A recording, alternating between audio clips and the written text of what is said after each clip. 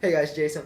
And here recently there's been a lot of questions. I posted a video here a few days ago talking about spam coins and kind of the inferences that I made about what a spam coin is and what really truly makes a spam coin. And I've got some really interesting questions, some comments, and I really want to kind of go more in depth with what is a scam coin, give a little bit more, data on in a more serious sense what really is a scam coin. What properties does it exist and how does that contribute to the market. So the first that was really brought up was pre-mining. And I've talked about this in multiple other videos, and I've kind of been very, very, hate to say the word negative, but about pre-mines. I personally and ethically, through my own investigations, have found that pre-mining really doesn't give any bonus to the coin. It is a true knowledgeable negative to the coin. And the only defense I've ever heard about against pre-mining is it gives the developers funds to work with to continue the coin, but that is easily dissolved by the fact that many people, many people who I know personally, donate to the developments of many of these minor coins because they are either heavily invested or lightly invested, and they see the potential in such a coin, and they realize that without the further development of the coin with software and hardware, you're not going to get a very positive future in that coin. So it kind of dissolves that idea that you need a pre-mine to continue growth and development of the software for a coin. And I kind of I want to emphasize that more. I don't know if I really completely said that in layman's terms. That's one thing a couple of people have emailed me and asked me about, and I just thought I'd be more blunt with that type of scenario.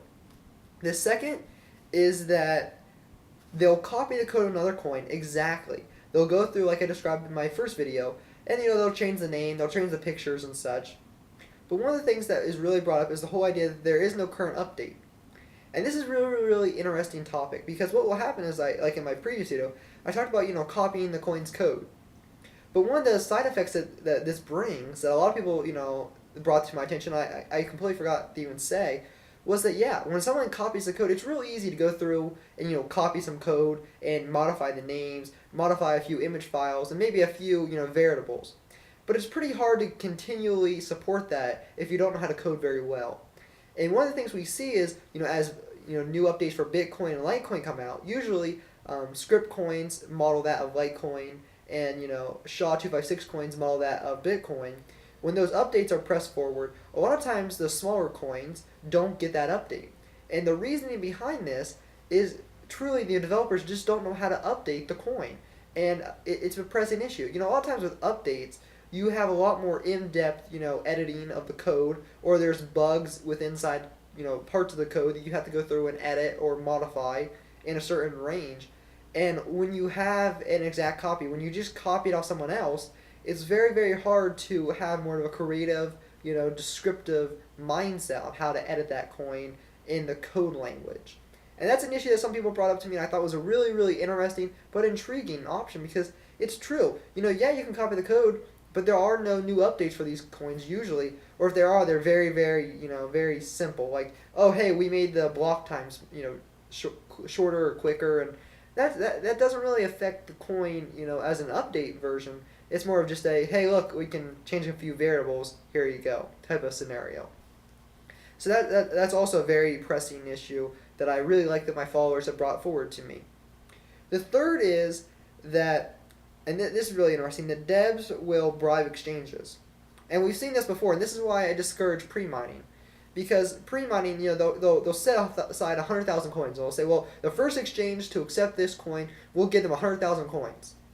And the problem is that gives the coins a pre-value, even though it doesn't deserve that value. Because the exchange can look and say, well, man, if we hold on these coins for 6 months, and this coin does really good, we could have $500,000. That should not be how it's valued.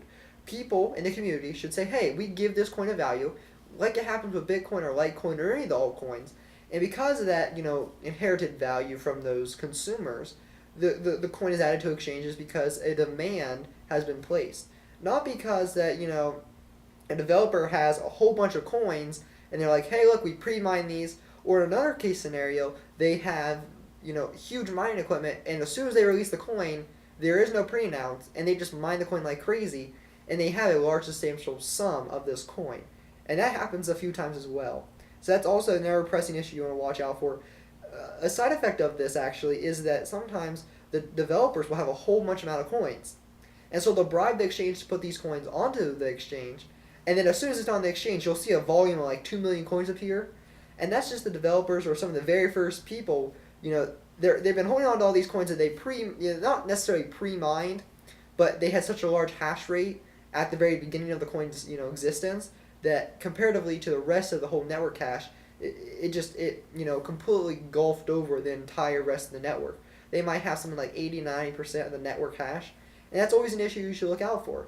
And so because of that, the developers and some of the first investors that really knew about the coin prematurely before the coin was publicly announced have a huge advantage and therefore can dump those coins onto an exchange.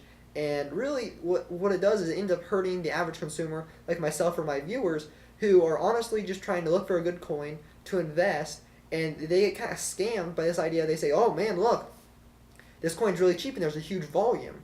But what they're doing is these developers and these people who are pushing these coins on these exchanges prematurely are just creating an artificial value that inherently won't stay fixed. They will decrease over time usually. Now sometimes we get cases where the coin gets picked up by pump and dump groups and it kind of explodes and then it gets its own inherent value where it can't collapse because when the price goes down, there's a new level of investors willing to put their money forth.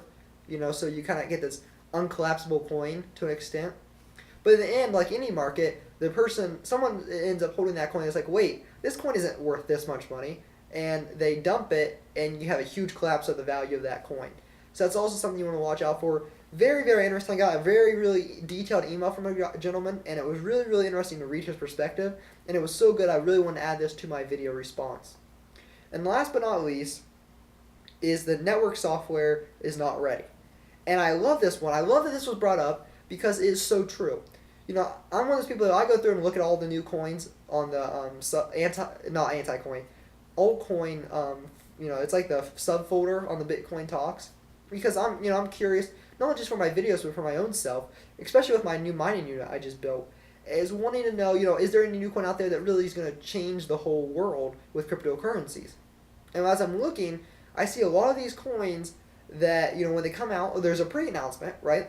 And then the coin gets announced, but say the Linux version of the coin doesn't work, or the Windows client has a bug that has to be worked out, or something. And usually what happens is, say there's a Windows version bug, right? Well, that takes out usually we have like 89% of the miners the small time miners use Windows. Once you get above 4 or 5 GPUs, usually switch over to a Linux distribution of some sort. And one of the most crazy things that you'll see is, say this guy who developed the coin uses Linux to mine his things. Sometimes he'll put a bug, or they'll by accident be a bug inside the Windows client, and he will purposely not fix it for a few days because he's making a huge extra profit because the Windows miners are unable to mine, and it kind of screws up the whole system. Or a client doesn't work right, or a Mac version doesn't work right. And it's the developer and the development team's job to make sure that when it comes out to announcement that all the software works, I guess I should say. Because like Bitcoin, there were errors, but when the Genesis block was created, the versions worked. And the developers and the people that were, in comparison and wanting to help, promote Bitcoin, even though they were few, they had software out there that worked. And that's a huge, huge argument because people say, well, if the software doesn't work, then, the hardware is not going to work to mine. And then I can't get involved, and it limits the scope of people who can invest or can mine early into the coin's history, and then it creates an unfair imbalance with the coin ownership of that coin, especially in the first 48 hours of the coin's creation. Anyway, guys, I love your responses, guys. I love getting these emails because they make me question my own responses in my own videos, and they're the reason this video was created. So if you have questions, comments, concerns, email me. I know I have my thing over here, the JP Shamaful. I love getting responses. Sometimes the messages on YouTube I don't get as well because sometimes they get all confusing. So definitely if you want to get a hold of me, send me an email or definitely send me a tweet. I always respond by Twitter because it sends me a message right to my phone. Hey guys, have a great day. Thanks for watching.